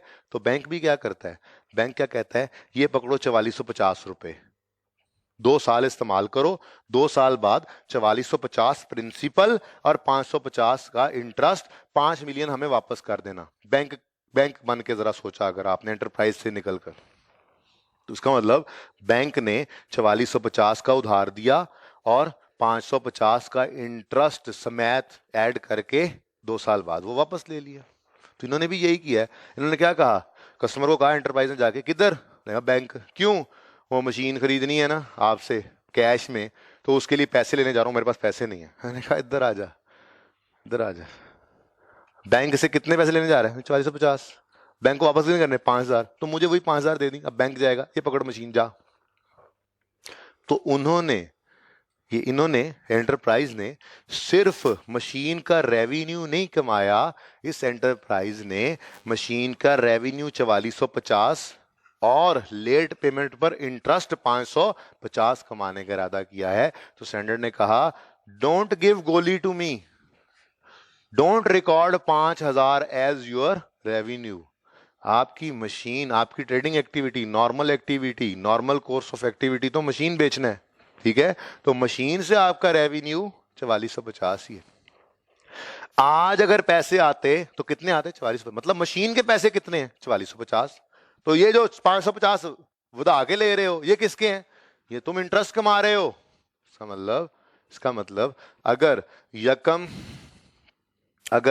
यकम जनवरी 13 पर रेवेन्यू रिकॉर्ड करना चाहें, देखे ना, मशीन तो आज ट्रांसफर हो गई है, ऑब्लिगेशन सेटिस्फाई हो गई या नहीं? और बोलो, तो मशीन का रेवेन्यू तो आज रिकॉर्ड करना चाहिए ना। पैसे नहीं आए तो ये तो हमने सीखा हुआ है एक्रूअल बेसिस में, डेटर डेबिट सेल क्रेडिट, ठीक है। इसका मतलब एंट्री आज ये कर सकते हैं, डेटर डेबिट और रेवेन्यू क्रेडिट, लेकिन कितने से? 4450। मशीन तो आज बेच दी, ऑब्लिगेशन सेटिस्फाई हो गई, रेवेन्यू ऑफ मशीन रिकॉर्ड कर लो, कर लिया। बात समझे हो? ठीक है। तो ये बातें कुछ लिखवाऊंगा भी सही, अभी एग्जाम्पल पे जाते हैं तो पहले समझ लो ये सारी बातें, एक एक दो दो बातें बीच में करता जा रहा हूँ, लिखवा भी देता हूँ अभी। अब ऐसा कुछ काम करें कि रेवेन्यू तो रिकॉर्ड हो गया, रिसीवेबल भी आ गया, लेकिन ये बताओ 2 साल के बाद कितना रिसीवेबल होना है? 5,000। 5,000, ठीक है। तो आपका ये रिसीवेबल ग्रो होके 5,000 पे पहुंच जाए, ठीक है। एंटरप्राइज का रिसीवेबल आज कितना है? 4450 इस कस्टमर से जिससे मशीन दी, लेकिन 2 साल बाद इन्होंने रिसीव कितना करना है? 5,000। तो इसका मतलब ये रिसीवेबल एंटरप्राइज का ग्रो करेगा, ठीक है। और दूसरी तरफ क्या कह रहे हैं?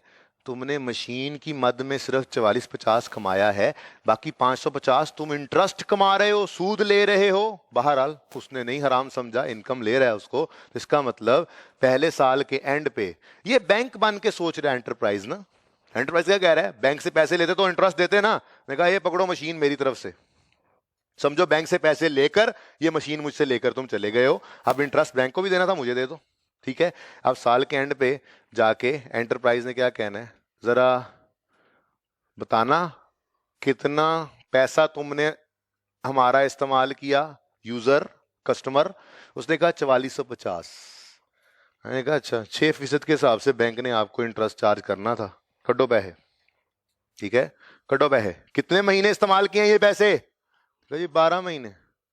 12 महीने फिलहाल 31 दिसंबर 13, ये एंड 31 दिसंबर 13 आया। तो एंटिटी ने क्या कहा, एंटरप्राइज ने क्या कहा जाके? भाई आपने हमारे 4450 रुपए इस्तेमाल कर लिए पूरे 12 महीने, इस पे हमारा इंटरेस्ट बनता है कितना? 267। ये हमारी इनकम है, लाओ दो। उसने कहा मशीन वाले पैसे भी नहीं दिए, ये भी नहीं देने, एक ही बार इकट्ठे ले लेना। तो किससे लेने हैं ये पैसे भी? उसी कस्टमर से जिससे मशीन वाले पैसे लेने हैं। तो इसका मतलब एंट्री बन गई डेटर डेबिट इंटरेस्ट इनकम। अब देखो डेटर ग्रो किया है, डेटर बढ़ा है, 267 से बढ़ा है। क्यों बढ़ा है? मशीन बेचने की वजह से नहीं, मशीन तो बेचने का रिकॉर्ड कर लिया था रेवेन्यू। यही तो स्टैंडर्ड कहता है, डोंट गिव गोली टू मी। 5,000 रेवेन्यू में डाला ना, तो मैंने कौन के नीचे देनी है? एक रेवेन्यू 4450 ही है, बाकी तुम्हारी इंटरेस्ट इनकम है। रेवेन्यू फेस पे 4450 नजर आना चाहिए, ये इंटरेस्ट अदर इनकम में लेकर जाओ। ये तुम्हारी कोर एक्टिविटी नहीं है, तुम फाइनेंसिंग देकर ऊपर से इंटरेस्ट कमा रहे हो, नहीं, तुम्हारी कोर एक्टिविटी तो गुड्स है। गुड्स बेचो, रेवेन्यू कमाओ। जो अगर लेट पेमेंट पे फाइनेंसिंग दे रहे हो तो मुझे एतराज नहीं है, खाओ हराम, करो अल्लाह से जंग, पर मुझे इस पे एतराज नहीं है। पर तुम रेवेन्यू के अंदर इस 550 को रिकॉर्ड नहीं कर सकते, अलग से शो करो ताकि रेवेन्यू की फिगर कम से कम गलत ना हो, उसमें प्योर रेवेन्यू हो। इंटरेस्ट इनकम भी तुम्हारी ही है, ले जाओ ले जाओ, ये स्टैंडर्ड कह रहा है ले जाओ, लेकिन ले कहां जाओ? अदर इनकम में। अलहदा कर लिया ना, ठीक है। तो ये है रेवेन्यू रिकॉर्ड करना, ठीक है। रेवेन्यू रिकग्निशन एक स्टैंडर्ड रेवेन्यू पे ही लग रहा है ना, और ये रिकॉर्ड करना है तो ट्रांजैक्शन प्राइस का पता होना चाहिए। तो ट्रांजैक्शन प्राइस का पता होगा तो रेवेन्यू रिकॉर्ड करेंगे। ट्रांजैक्शन प्राइस डिटरमिन करते हैं, उसने कहा टाइम वैल्यू का ध्यान रखना। क्या मतलब? 5,000 is not transaction price, revenue की ट्रांजैक्शन प्राइस कितनी है? 4450, बाकी तो क्या है? इंटरेस्ट, ठीक है। अब क्या कह रहा है एंटरप्राइज, क्या कह रही है? अब हमने एक तो 4450 इनसे लेना था कस्टमर से, और अब मजीद कितना? 267। कितना बन गया ये? 4717। अब एंटरप्राइज क्या कह रही है? आपने हमारा 4450 तो पूरा साल इस्तेमाल किया ही था, साल के एंड पे 267 बनता था, वो भी नहीं दिया। अब आप हमारा 4717 इस्तेमाल कर रहे हैं, और आपने फिर इस्तेमाल करना शुरू कर दिया है, और आप पूरा साल एक तो 4450 इस्तेमाल करते रहे, फिर अब 267, यानी कि 4717 अब आपने हमारा पूरा साल इस्तेमाल किया है। 6% इंटू पूरा साल, आंसर बताओ? 283। अब पॉइंट्स 283 राउंड करो, कितना बना जी? 283। ये क्या है? वो कह रहे हैं जी ये इंटरेस्ट इनकम है। एंटरप्राइज ने कहा ये हमारी मजीद इंटरेस्ट इनकम बन गई, ठीक है। और ये भी किससे लेंगे, जिससे बाकी पैसे आने हैं। तो डेटर मजीद ग्रो हुआ 283 283, ठीक हो गया जी, सही है, अलग नजर आ रही है एंट्रीज। नाउ ये एंट्री किस दिन हुई, 31 दिसंबर 14 पर। और जब ये एंट्री करके एंटरप्राइज साइड पे हट के बैठी तो उधर से कस्टमर दाखिल हुआ इनके दफ्तर में और उसके हाथ में 5 मिलियन 50 लाख, ठीक है, वो उसके पास उसके हाथ में था। तो 31 दिसंबर 2014 में कैश या बैंक में कितने पैसे आए, 5000। अब अल्लाह खैर करें, डेटर में तो बहुत कुछ चेंजेस आ गई, पहले दिन वाले डेटर्स तो रहे ही नहीं। तो देखते हैं, 4450 था, बढ़ के 267, बढ़ के 4717 पे आया, फिर 283 से बढ़ा तो कितना हो गया, ओ यानी कि डेटर को ग्रो करके इतना बना दिया हमने कि वो 5 मिलियन के करीब आ गया। तो देखो गौरतलब बात क्या है, रेवेन्यू में सिर्फ 4450 लेकर गए हैं, स्टैंडर्ड ने कहा है बाकी रेवेन्यू नहीं है। तुमने मशीन बेची इतने की, बाकी तो तुमने लेट पेमेंट पे इंटरेस्ट चार्ज किया, इसको इंटरेस्ट इनकम बनाओ, रेवेन्यू में लेके गए तुम दंद पौन देने ने, ठीक है, ओके सही। रेवेन्यू ने कहा, स्टैंडर्ड ने कहा, मैं नहीं कहा, ओके।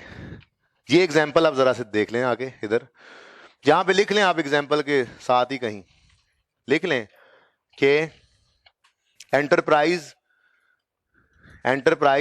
एक तो चीज के पैसे ले रही है, दूसरा लेट पेमेंट पर इंटरेस्ट ले रही है। इस एग्जांपल के ऊपर लिखें, एक तो एंटरप्राइज चीज के पैसे ले रही है मशीन के, और दूसरा लेट पेमेंट पर इंटरेस्ट ले रही है।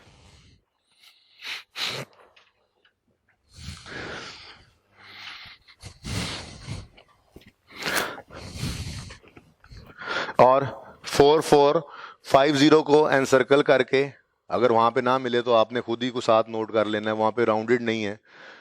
44 सवाल के अंदर तो वो 4449982 लिखा हुआ है ना जो फिगर, वही इसी को हमने राउंड किया ना, 1000 में चल रहे हैं, तो उसको आप उसको एनसर्कल करके लिखें, जहां पे प्रेजेंट वैल्यू नहीं निकाली स्टेप 1 में, उसको एनसर्कल करके लिखें। अगर आज पैसे आते तो इतने होते, अगर आज पैसे आते तो इतने होते, ठीक है। तो इसी का मतलब यही तो कह रहा हूं कि एंटरप्राइज ने एक तो मशीन बेची उसके पैसे कमाए हैं, दूसरा लेट पेमेंट पर इंटरेस्ट कमाया, सब कुछ तो खुल के सामने आ चुके हैं अब, ठीक है। तो भाई अब बाकी बात लिखने की नहीं है, सुनने की और जहन में रखने की है। ये बहुत इंपॉर्टेंट था, ये बहुत सारी एग्जांपल्स के अंदर आपको मिलेगा, पास पेपर में भी, कभी ये इधर का सफर, कभी इधर का सफर, ठीक है। कभी सुनो, कभी एसेट को ग्रो कर रहे हैं और इनकम बन रही है, कभी लायबिलिटी को ग्रो करेंगे तो एक्सपेंस बना करेगा। तो इसलिए ये बहुत इंपॉर्टेंट पोर्शन था, अलग करके आपको समझाया, ठीक है। तो बहरहाल पेपर के लिए टिप क्या है कि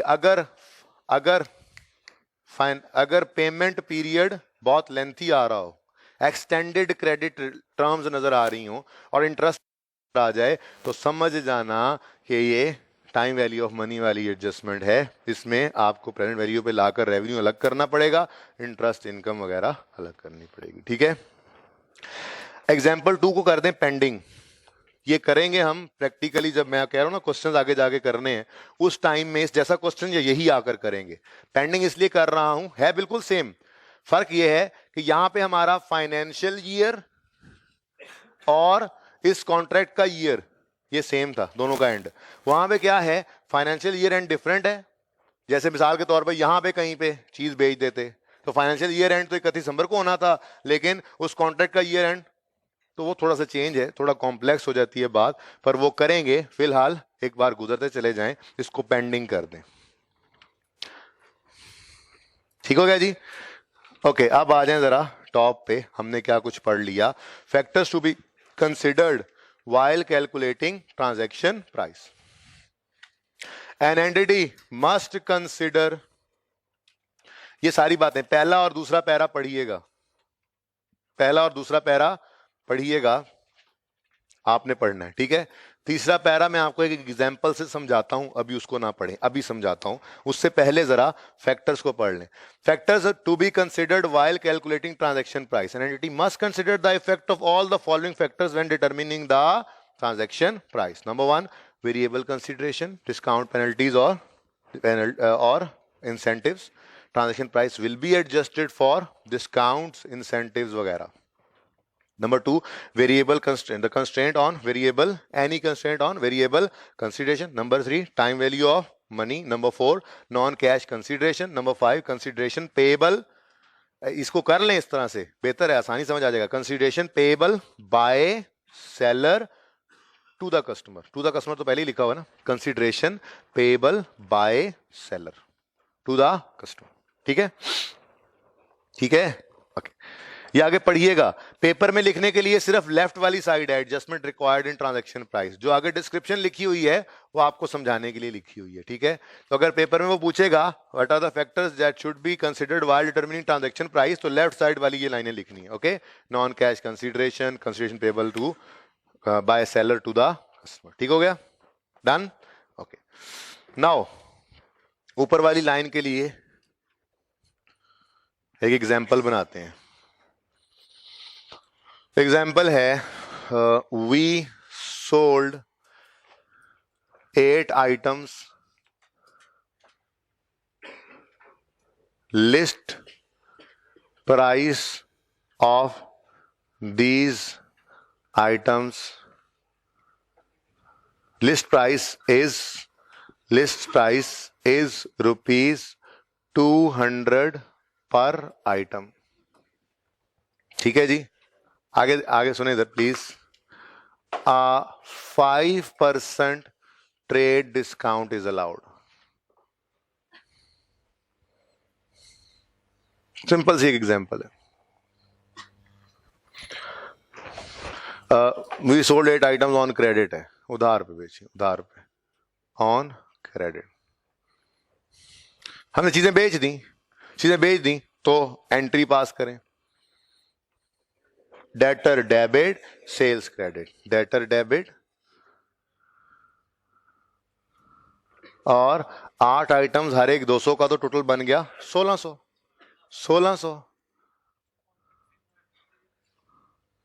क्या हो गया है? 1600 नहीं, क्यों? 5% का ट्रेड डिस्काउंट है हमारी किताबों में। ये लिस्ट प्राइस बताई है मैंने, लिस्ट प्राइस 200 है, तो 5% डिस्काउंट। भूल गए हो तो जागो ना, सोए हो क्यों हो? ये क्या मसला क्या है वैसे आप लोगों को? मुझे समझाएं ना कभी, मसला क्या है? बोर हो रहे हैं तो निकल जाए क्लास से, मेरी निकल जाए। बोर हो अभी, अगर अभी भी बोर हो रहे हैं तो मैं अब क्या करूं? मैं कार्टून बन के आया करूं रोज। ये 7 वाली क्लास से लोग उठ के आ जाएंगे, बदतमीज आदमी। अच्छा बेटा ठहर जाओ, तुम्हें मैं कुछ पिलाता हूं, सुनो। ट्रेड डिस्काउंट हमारी किताबों में आने से पहले खत्म करना जरूरी होता है। हमारी किताबों की कहानी ट्रेड डिस्काउंट के बाद शुरू होती है। यानी हम यूं लिखेंगे, लिस्ट प्राइस 200 इंटू 8 कितना जी? 1600, लेस ट्रेड डिस्काउंट, वो कितना है जी?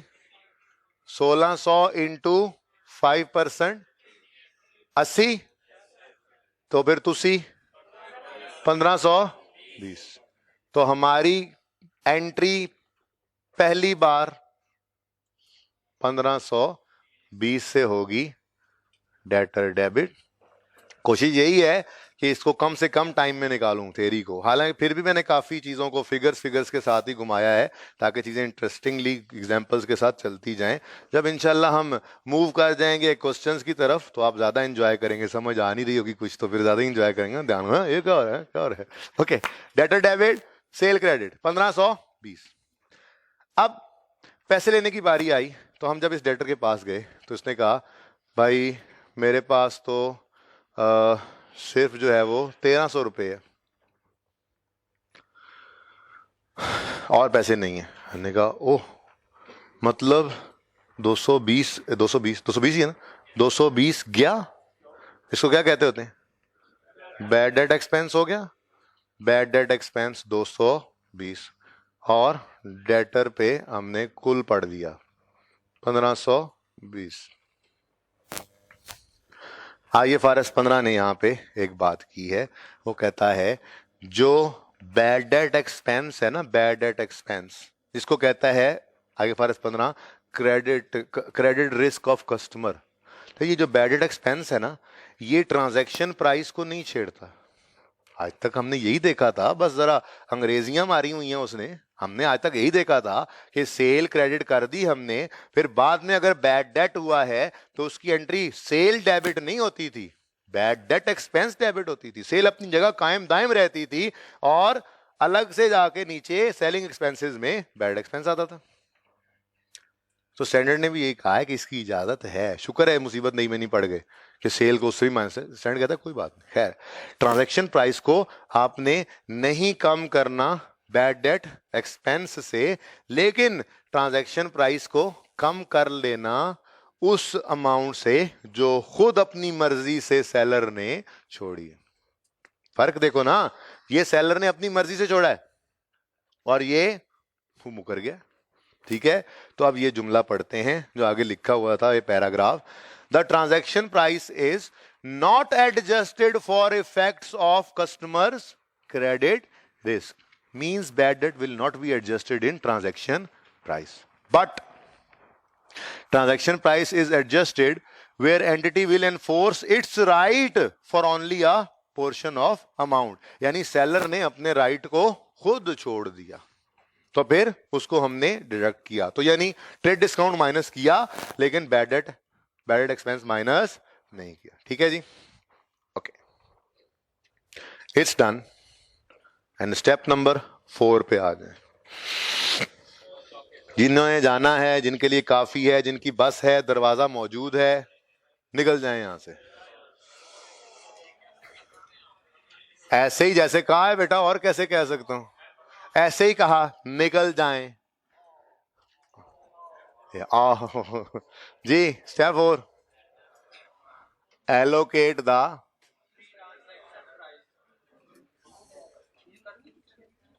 ये कर नहीं चुके की आवाज आई है। हाँ, मुकम्मल तौर पे कर नहीं चुके, लेकिन इसका काफी पोर्शन मैंने पहले दिन होमवर्क में दे दिया था, पर पूरी कहानी समझिए जरा, एलोकेट द ट्रांजैक्शन प्राइस की। ठीक है जी, पूरी कहानी क्या है पहले वो समझिए। पहले ही पूरी कहानी बताता नहीं, बारी पे ही बताना था इसका। ओके, मेरा सवाल आपसे, अगर सिंगल परफॉर्मेंस ऑब्लिगेशन हो तो क्या एलोकेशन की जरूरत है? एक ही ट्रांजैक्शन प्राइस होगी, एक ही ऑब्लिगेशन होगी, तो इसका मतलब there is no need of allocation. जरा पूरा मैप सामने आ जाए ना इस स्टेप का भी। फिर कल स्टेप 5 और शायद कॉन्ट्रैक्ट कॉस्ट को करके मैक्सिमम परसों के हाफ लेक्चर में ये थ्योरी मैंने उड़ा देनी है। ठीक है, उसके बाद फिर ये थ्योरी बार बार टेस्ट होगी, लेकिन ऐसे नहीं कि किताब से पढ़ रहे होंगे, क्वेश्चंस में टेस्ट होगी बार बार। ठीक है, ओके, लेकिन आपने इसको इंश्योर करना है, जैसे मैंने अब ट्रांजैक्शन प्राइस वाला तो सारा ही पढ़ा दिया, ये इसके अंदर तो एक दो लाइनें कहा पढ़ लेना, एग्जाम्पल सारी हो गई, एक एग्जाम्पल पेंडिंग कर दी, घर पे बैठ के एक एक लफ्ज पढ़ना है, यहां तक ये एलोकेशन भी अभी खत्म होने लगा। सुने, कोई एलोकेशन की जरूरत नहीं, मल्टीपल पीओज हो, मल्टीपल एक से ज्यादा परफॉर्मेंस ऑब्लिगेशंस हो, लेकिन लेकिन लेकिन लेकिन ट्रांजैक्शन प्राइस बराबर हो market price of individual components. याद हो अगर तो वेड वाली एग्जांपल में ये अल्फाज लिखवाए थे, ट्रांजैक्शन प्राइस इक्वल हो market price of individual components of the transaction. याद आ रहा है? अगर ये सिचुएशन है तो इसका मतलब there is no discount and there is no need of allocation.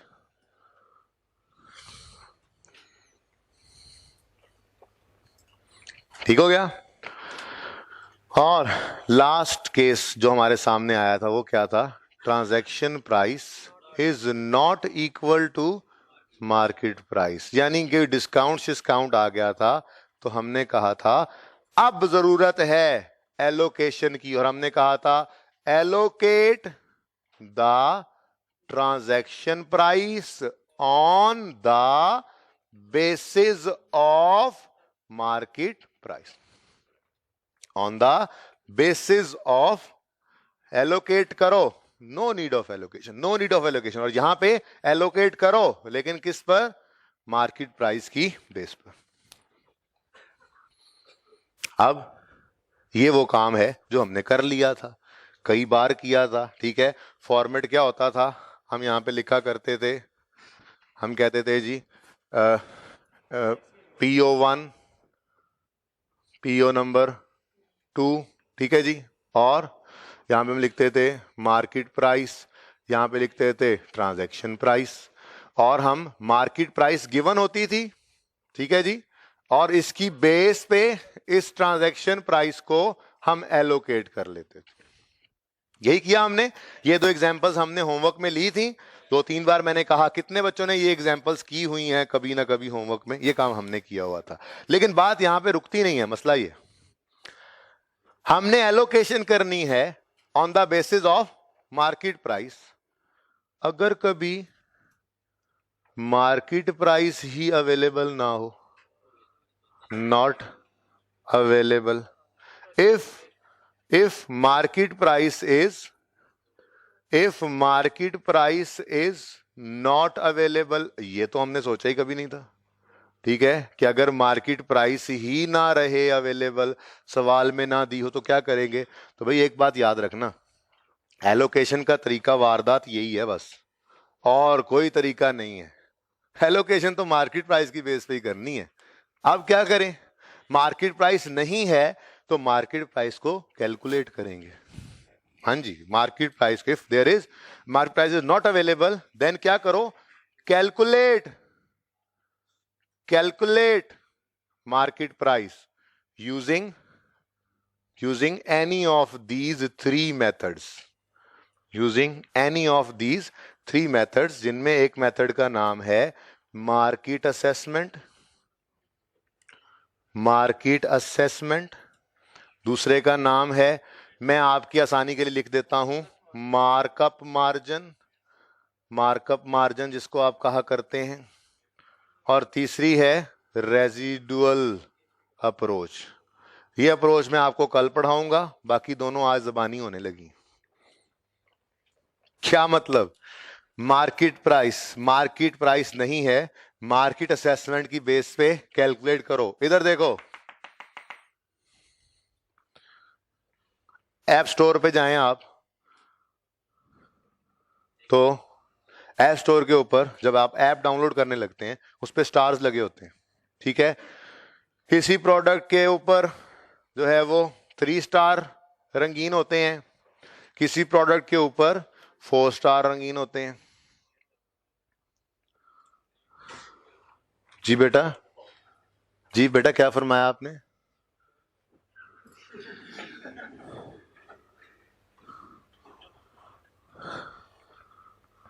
अजीम, तुम्हारे सामने बैठ के बंदे ने ऐसी बात कर ली है यार, हैं। ओके सुने, मार्केट असेसमेंट बेस, कैसे मार्केट असेसमेंट यूज हो सकती है मार्केट प्राइस, क्योंकि मार्केट प्राइस डिटरमिन होगी, इधर देखो, मार्केट प्राइस कैलकुलेट होगी तो एलोकेशन उसी की बेस पे होगी बस, ठीक है। अब क्या करें, मिसाल के तौर पे आप एक लैपटॉप बेचते हैं, या नहीं हाँ आप लैपटॉप बेचते हैं लेकिन आप प्रिंटर नॉर्मली बेचते नहीं है। अब आपने एग्जांपल ऐसी ही होगी आपको मिलेगी जो, ठीक है। अब आपने पहली बार प्रिंटर बेचना चाहा, अब आपके प्रिंटर की मार्केट प्राइस ही नहीं है, ट्रांजैक्शन प्राइस एक ही है, आपने एलोकेशन करनी है, कभी पहले बेचा ही नहीं प्रिंटर। अब आपके पास जो प्रिंटर है उससे मिलता जुलता प्रिंटर साथ वाली दुकान पे भी पड़ा है और उसकी मार्केट प्राइस अवेलेबल है, ठीक है। मार्केट प्राइस कंपेटिटर के लैपटॉप, उसकी प्रिंटर की मार्केट प्राइस है 10,000 मिसाल के तौर पे, ठीक है, ये अवेलेबल है। अब मार्केट का सर्वे रिसेंट एक हुआ है जिसमें आपकी प्रोडक्ट को, आपके प्रिंटर को 3 स्टार मिले हैं, योर ओन, और ये आपके कंपेटिटर के प्रिंटर्स को लोगों ने मार्केट में 4 स्टार दिए। मार्केट सर्वे ये आपने करना नहीं है, जाके पेपर में पेपर रख के चले जाओ मार्केट के अंदर सर्वे करने, सर्वा करना टुर पैना, ठीक है, ये सब आपको गिवन होगा, ठीक है। अब आपकी प्रोडक्ट का स्टार कितने हैं? 3। कंपेटिटर की प्रोडक्ट के स्टार 4। आपकी प्रोडक्ट की मार्केट प्राइस नहीं है, लेकिन मार्केट प्राइस ऑफ कंपेटिटर कितनी गिवन है? प्रिंटर की गिवन है 10,000। अब आपको क्या चाहिए? मार्केट प्राइस ऑफ योर, तो आप क्या कहोगे? ये 10,000, वही गिवन अमाउंट और फॉर्मूला है भाई, परसेंटेज ही गिवन है। क्या हो गया? ये कंपेटिटर का प्रिंटर है जिसको 4 स्टार मिले हैं, और हमारा इसी जैसा प्रिंटर है जिसको 3 स्टार मिले हैं, तो मार्केट प्राइस क्या है बता दो? 7500। ये निकल आई 7500, ये निकल आई तो उसमें जाके लिख लोगे ट्रांजैक्शन प्राइस एलोकेट करने के लिए फलानी पीओ, 2 पीओस थी, ठीक है, लिख दिया। ऐसे ही दूसरा मेथड है, वो आप बचपन से पढ़ते आ रहे हैं, सवाल में लिखा होगा ये प्रिंटर हमें इतने में पड़ता है और हम इतना मार्जिन या मार्कअप ऐड करते हैं, लो ऐड कर लो, मार्कअप मार्जिन निकालो, सेलिंग प्राइस आ जाएगी। ठीक हो गया? और तीसरा मैं आपको कल दोबारा पढ़ा दूंगा, ट्राई कर लेना।